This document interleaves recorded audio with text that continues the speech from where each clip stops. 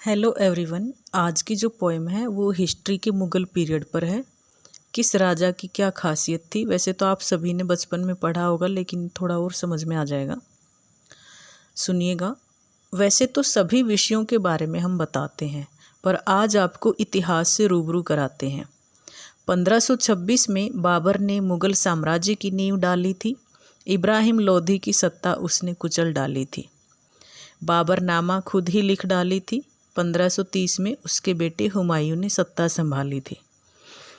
हुमायूं ने नक्षत्र विद्या की कर रखी पढ़ाई थी। शेर शाह से उसने मुंह की खाई थी।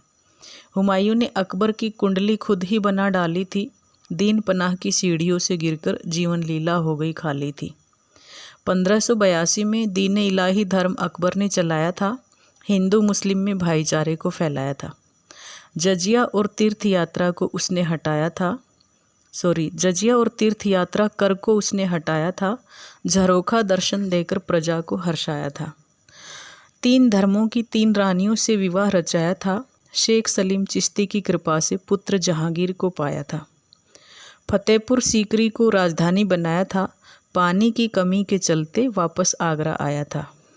जोधाबाई के इकलौते पुत्र जहांगीर ने 1605 में सत्ता संभाली थी।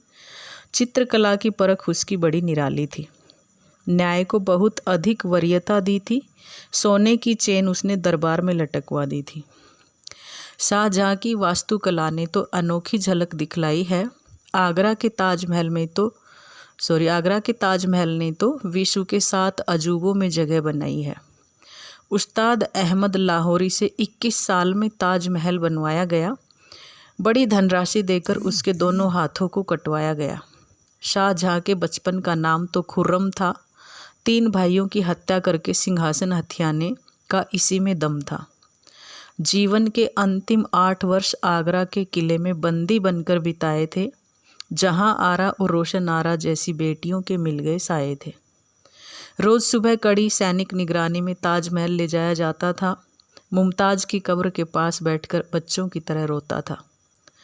3 भाइयों को मारकर औरंगजेब ने 1658 में सत्ता हथियाई थी।